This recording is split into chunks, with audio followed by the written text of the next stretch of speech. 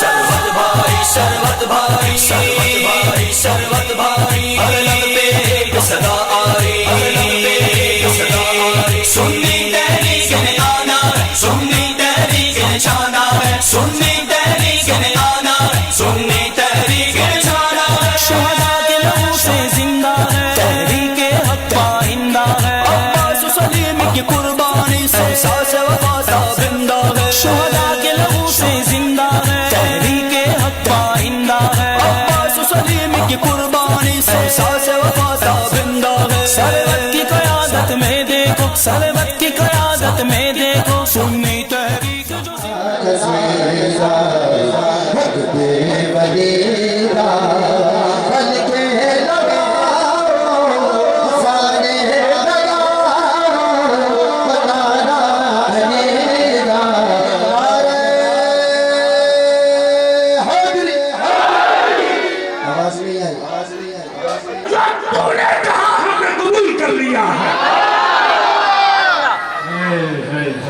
इसको कहते हैं गौसे आज़म इसको कहते हैं नहीं बोला आपने इसको कहते हैं अगर ढूंढेगी शानी मोहम्मद शानी तो बड़ी चीज है साया भी ना मिलेगा शानी तो बड़ी चीज है हाथ उठा के बोलो साया भी अशार के साथ अपने ब्रदर आपका नाम था आपने नकाबत नहीं की वो बच्चा इन्होंने सिर्फ प्यार दिखा दिया था असल में बहाना तो मुलाकात का था तो मेरे ब्रदर जो नकाबत कर रहे हैं वो अपनी ड्यूटी अंजाम देंगे मैं अशार के साथ अपने ब्रदर अकबर मौलवी मोहम्मद हुसैन हुसैनी साहब को अजीज नातों के लिए आप इससे अंदाजा लगाएं कि ये जब भी नात पढ़ते हैं इनके सामने आले रसूल का चेहरा होता है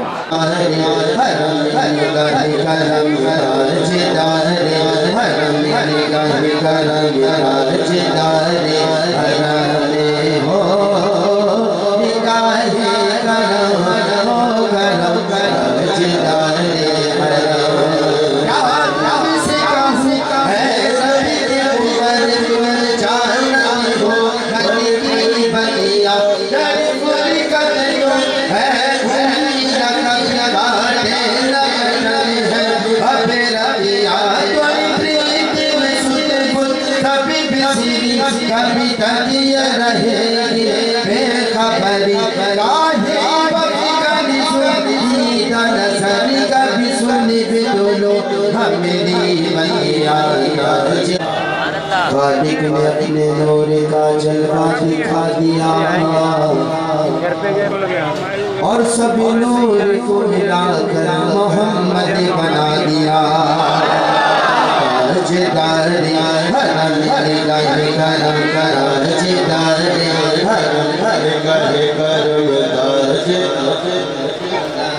अरे ये दीन फरोश जितने डॉलर में बिका करते हैं ये दीन फरोश अरे इतना तो हम अरे इतना तो हम अरे इतना तो हम अरे नामे मोहम्मद पे लुटा देते हैं और साल भर अरे साल भर अरे साल भर ये करते हैं ना अरे साल भर ये करते हैं ना अरे जितने की नामूसे रिसालत के खिलाफ अरे मीटिंग इतना तो हम 12वीं का लंगर लुटा देते हैं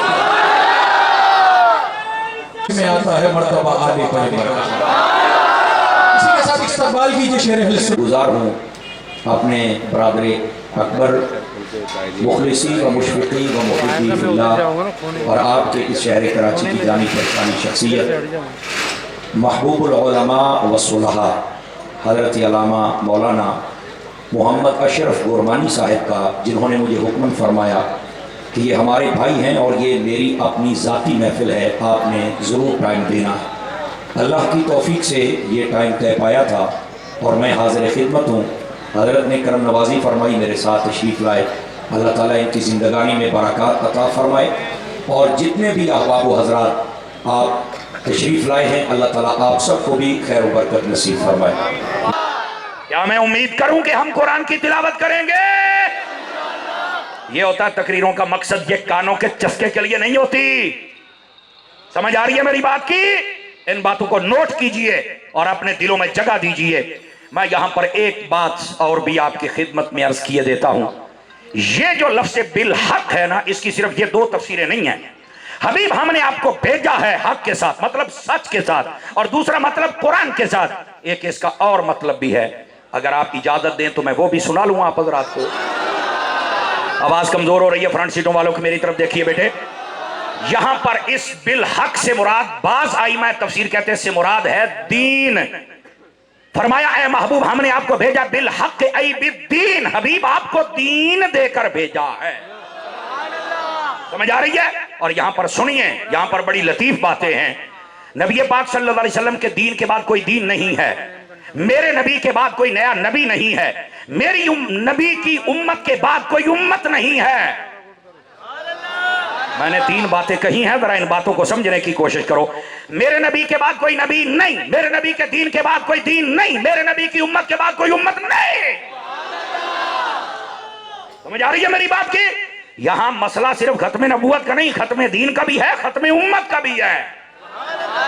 और यकीन करो, ये मुस्नद इमाम अहमद बिन हंबल की रिवायत है। जब मैंने पहले पढ़ी थी और मैं जब भी सुनाता हूं, हजरत मुफ्ती साहब किबला अल्लामा गोरमानी साहब, मेरे भाई सरवत इजाज साहब, हमारे भाई आस्ताना आलिया से तशरीफ लाए हुए जितने मेहमान बैठे हैं, यकीन करो मैंने जब पढ़ा था सर से लेकर पांव तक एक ऐसी वजदानी कैफियत बन गई कि यार क्या फरमा दिया मेरे आका ने। अगर आपको लुत्फ आ जाए तो आप भी ले सकते हैं।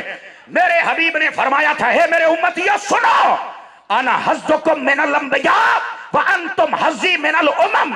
फरमाया नबियों में मैं तुम्हारे हिस्से आया हूं और उम्मतों में तुम मेरे हिस्से आए। इस बात का कभी लुत्फ महसूस करना कि यार तकसीम तो मेरे रब की है, पर सदके जाऊं अल्लाह की तकसीम पर, जिंदगी भर शुक्र अदा करूं तो अदा नहीं होता। हमें तकसीम किया, पर या अल्लाह शुक्र है कि उठा के मुस्तफा की चोली में डाल दिया।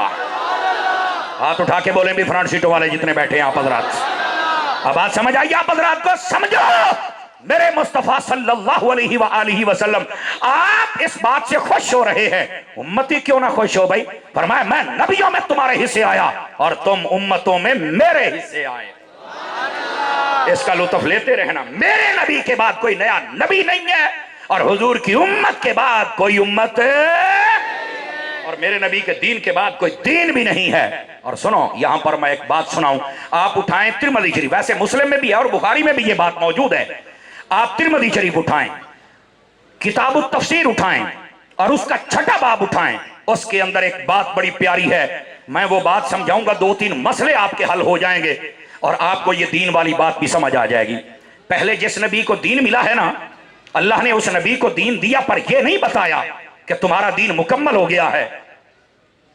जरा तवज्जो करेंगे अपनी बातें छोड़ के, मैं ना असल भूल जाता हूं भाई, नाराज ना बेटे, मेरे चांद मेरे लाल भाई, मैं यकीन करें क्लास में बैठने वाला बंदा हूं तो मेरे लिए मुश्किल हो जाती है। नाराज तो नहीं होना, यकीन करें मैं पंजाब से आया हूं, मैं चाहता हूं कि कुछ कुरान और हदीस के हीरे जनाब की झोली में डाल जाऊं, मैं पूरी कोशिश कर रहा हूं। और जितने उलमा सुन रहे हैं ना, यकीन फरमाएं, इनके चेहरों का इत्मीनान देख लो, वो मुतमइन बैठे हैं। समझ आ रही है? मुतमइन बैठे हैं कि पैगाम सही जा रहा है। अगर ये मुतमइन बैठे हैं तो मेरी जान आप भी तो तवज्जो फरमाओ ना, आप जरा दामन और खोल के बैठो ताकि कुछ और डाल सकूं ना। सारे भाई जितने पिंडाल के बाहर खड़े हैं जगह ना होने की वजह से, वो भी जितने बाहर हैं वो भी सभी तवज्जो करो। आप मुझे 1.5 घंटा टाइम दिया गया, बाबा मैं घंटा कर लूंगा, पर 1 घंटा तवज्जो आपकी चाहिए। समझ आ रही है? और बिल्कुल बोलने पर पाबंदी नहीं है। अब सुनिए जो मैं बात कहने लगा था। मेरे नबी को जब अल्लाह ने दीन अता किया तो मेरे रब ने खुद ऐलान किया, एक फरमाया महबूब तेरा दीन तेरे रब को पसंद है। आवाज कमजोरों वाली, अब अगली बात कह लेता हूं। और दूसरा फरमाया हबीब तेरा दीन हमने मुकम्मल कर दिया है। ये 2 बातें बताई गई। और यहां पर सुनिएगा, अल यौमा अकमलतु लकुम दीनकुम व अतममतु अलैकुम निअमती व रदीतु लकुमुल इस्लाम दीना। फरमाया हबीब आज तुम्हारा दीन मुकम्मल हो गया, तुम्हारे ऊपर नेमत मुकम्मल हो गई। और फरमाया कि तुम्हारे दीन को रब ने पसंद फरमाया है। तुम्हारे लिए जो दीन पसंद किया उसका नाम इस्लाम रखा है। इन्ना दीन इंदल्लाहिल इस्लाम, अल्लाह को जो पसंद दीन है वो दीन इस्लाम है। जो हो रही है, मैं यहां पर जो बात कहना चाहता हूं, तफसीरुल कुरान का 6ठा बाब तिरमिज़ी में पढ़ के देखिए, वहां पर यह बात मौजूद है। एक यहूदी आ गया हजरत सैयदना फारूक आजम और रज़ियल्लाहु अन्हु आपकी खिदमत में। तवज्जो कर रहे हैं आप हजरात, आपका एक मसला हल होने वाला है, बहुत जबरदस्त मसला हल हो जाएगा और ऐसे मिनटों में हल हो जाएगा। थोड़ी सी तवज्जो चाहता हूं। और वो क्या मसला था, वो मसला बीच में ही आ जाएगा, मैं अर्ज करता हूं, इशारा देता हूं। वो यहूदी कहता है कि ए उमर, तुम्हारे कुरान में एक आयत है, अगर अल्लाह ताला वो आयत हमें देता, यानी यहूदियों को देता हजरत मूसा के जरिए से, तो कहते हम इस आयत के मिलने पर उस दिन को ईद बना लेते। क्या बना लेते? ईद बना लेते। तो हजरत सैयदना फारूक आजम रज़ियल्लाहु अन्हु आपने फरमाया, भाई वो कौन सी आयत है कि जो तुझे इतनी अच्छी लगी है कि तू मचल रहा है कि अगर तुम्हें मिल जाती तो तुम उसको बतौर ईद बनाते? इस बात को समझने की कोशिश करो।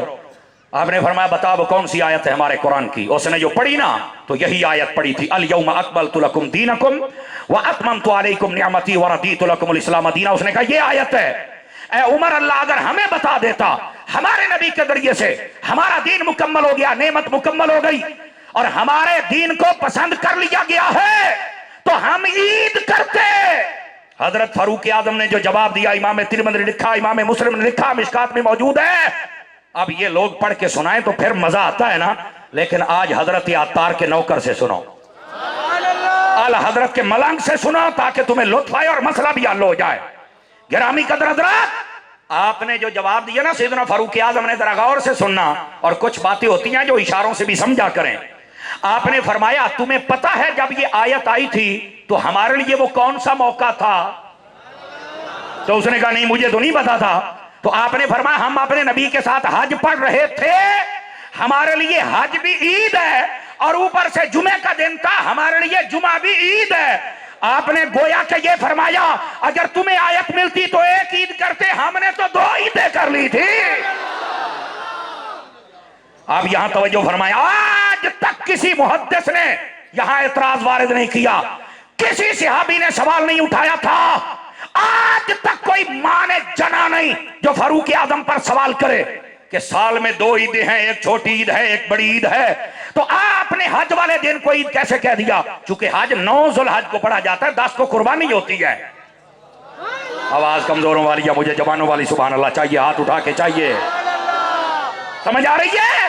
तो फरमाया किसी ने एतराज नहीं किया। ऐ फारूक आजम, आप ये कैसे इशारा इसे दे रहे हैं कि हम नबी पाक के साथ थे और हज पढ़ रहे थे और ऊपर से जुमा था? जुमा भी ईद है और ये भी नबी पाक के साथ हज करना ये भी ईद है। किसी ने नहीं कहा साल में दो ईदें हैं, तीसरी तो है ही नहीं। तो मैंने कहा अब यहां से एक मसला हल हो गया, और वो क्या है?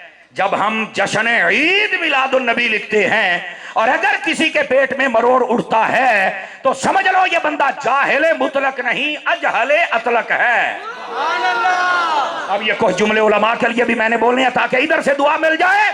और आपको समझा देता हूं, ऐसा बंदा जिसको आज तक नहीं पता चला मिलादुन नबी ईद है कि नहीं, वो मैं कहता हूं यतीमुल इल्म है, यजीदुल फिक्र है, खबीसुल नस्ल है, उसे पता ही नहीं चल सका। खुदा की कसम, ना छोटी ईद होनी थी ना बड़ी होनी थी अगर मुस्तफा की विलादत वाली ईद ना होती तो।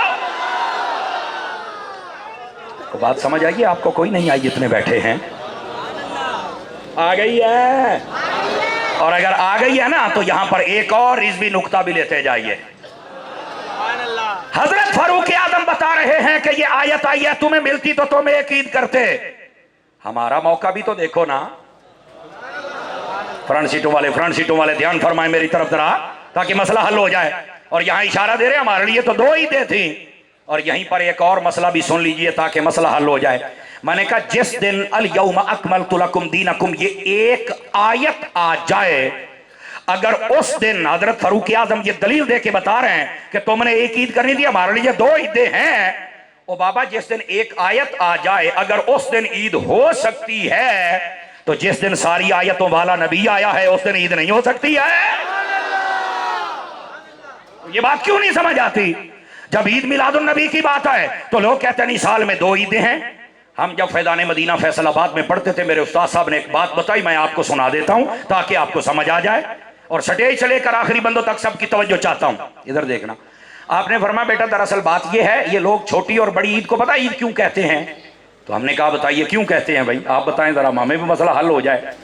तो फरमाने लगे बड़ी ईद को ईद इसलिए कहते हैं कि उसमें मिलती हैं खालें। अच्छा ऐसे है जैसे 5-7 बंदों को समझ आई, बाकी ऐसे जैसे सारे अफगानिस्तान से आए होते हैं। और खुदा दे बंदे जागो तो सही ना, मदीने जाओ, इस बात को समझो तो सही ना। ये मैं बात इसलिए कर रहा हूँ, हमारे साथ अफगानी साहब बैठे हुए हैं ना, ताकि इनका भी जरा लुत्फ पूरा हो जाए ना। और चंद दिन पहले कितना बड़ा इल्म का एक सूरज था जो गुरूब हो गया, समझ आ रही है? कहतुर रिजाल का जमाना अहले सुन्नत पे आ रहा है, समझ आ रही है? और कई ऐसे बेचारे जो फिसल रहे हैं, कोई फिसला तो इधर कोई फिसला तो इधर। सिराते मुस्तकीम पे रहो और दुआ करो अल्लाह हमें भी सिराते मुस्तकीम पर रहने की तौफीक अता फरमाए। शरवत भाई शरवत भाई शरवत भाई शरवत भाई, हर लब पे एक सदा आ रही।